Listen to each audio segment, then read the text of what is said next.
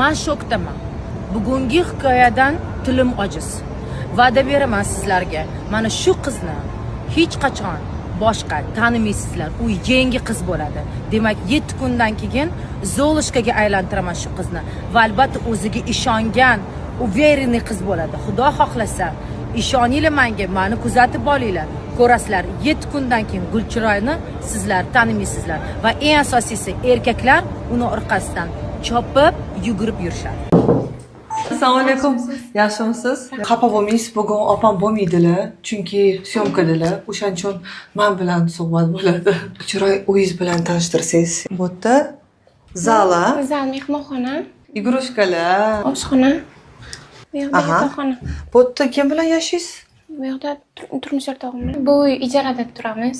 Arenda bu. Arenda $400 arenda puli to'lab, ba'zan yetmay qoladi arenda puliga. Hozir uy arzonroq uy topolmaganimiz uchun majbur shu uyda yashab turamiz. Ish joylaridan juda ham kam oylik oladilar, 3,5 million miqdorda. Lekin ijara puli $400 bergani uchun faqat maoshlari ijara puliga yetadi. Uyning egasi sal tushunadigan inson bo'lgani uchun ba'zan $300 berishga majbur bo'lamiz. Pulimiz yetmay qoladi. Shunga hozircha xo'jayinim topgan maoshlari faqat ijaradan ortmayapti. Erim turli muammolar bilan bo'lgani uchun mendan jahlini mendan oladi.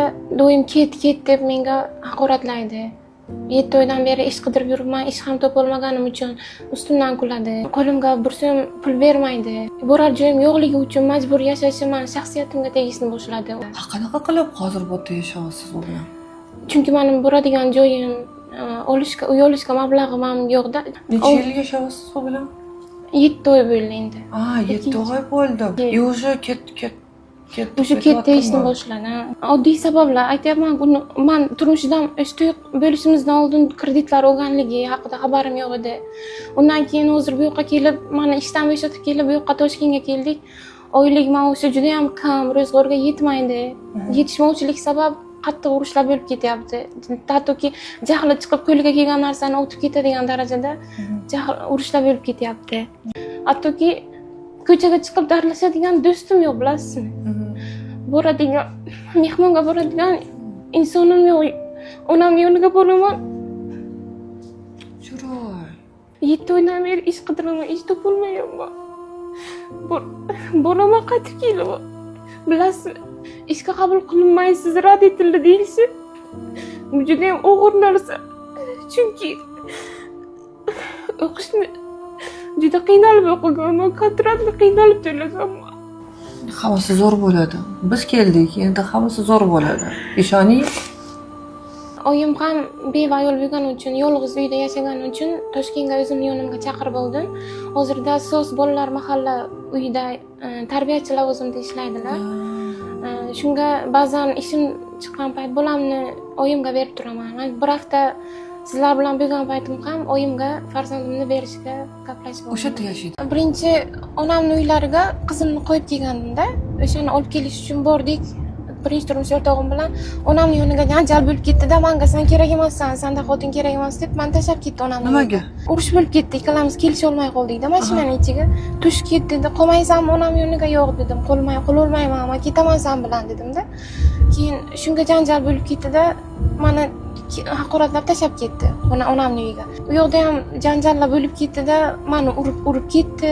Meni ajrataman deb onam oraga qo'shilib ketdilar. Onamni ham qo'shib, onamga ham qo'l ko'tarib yubordi. Oilaviy bostirib kelishdi-da. Bilasizmi, onani ko'z oldida farzandni urishi juda ham ona yomon ahvolda tushdi-da. Men hattoki yotqizib olib ustimga chiqib uryapti-da. Shunaqa uryaptiki, onam kuchsiz bo'lib, ayol bo'lib, kuchlari yetmayapti u erkakka. Qarindoshlari bu yoqdan onamni juda ham qattiq nimaga tushirdi-da. Qo'llari ko'karib ketgan holatda больницаga olib bordik. Lekin tanimaydi, men urmaganman, men qo'lim tegib ketdi deb aytadi-da. Oyoq kiyimi qolib ketdi, oyog'im chiq ket uyimdan deb chiqarib haydab yubordi. Onamni urgani uchun, men urgani uchun biz tez yordamga ketdik-da. Tez yordam ularni nimaga bergan? O'sha bursikiga chiqargan. Men ularni ma'muriy jazoga tortib, shtraf qildirdik. Bunga alam qilib, turmush o'rtog'im borib, ajrimga meni ariza berdi. Ajrashish uchun ariza berdi. Meni sen jinoyat javobgarligiga tortirdingmi? Endi men seni ajrashaman sen bilan deb qasdma-qasd borib ajrimga berdi. Borib dugonam uyida bir kecha yotdim. Videolari ham turibdi o'sha dugonamga yotganimni. Chunki uni eri ham harbiy poligonga ketgandi, yolg'iz edi. Bir kecha yonimizda yotay deb ruxsat so'radim. Mayli keling dedi, yotdik. Qo'shnim bo'lib turardi. Nimaga o'sha yerga bordingiz? Boshqa yo'q, boshqa hamma dugonalarimni harbiy eri harbiy uyda-da. Uyda janjal bo'lgan, o'shaning uchun siz dugona uyingizga Chiqib bordingiz. ketdim-da uydan. Bu yotganimdan keyin sudga o'sha ajrim sudida aytishdiki, bu o'sha kuni dugonasining uyiga yotmagan, boshqa ish qilgan, buzuqlik qilgan deb tuhmatlar. Tak, nechta bola bor o'sha yerda? 6 ta bola. 6 ta. Ha, nima olamiz? Nima olaylik? Ayting o'zingiz. Ikkinchi paket mumkinmi? 7 kun ichida nimani kutyapsiz? Hayotingizda nimani o'zgartirishni xohlaysiz? Bunaqa hayotdan charchab ketdim. O'zimni o'zgartirishni xohlayman. Bu hayotda o'zimga ishongan, o'zimni hurmat qiladigan ayol bo'lishni xohlayman. O'z ustimga ishlab, biznesmen, tadbirkor bo'lib, o'zimni uyim bo'lishini, birovga og'irligim tushmasligini xohlayman.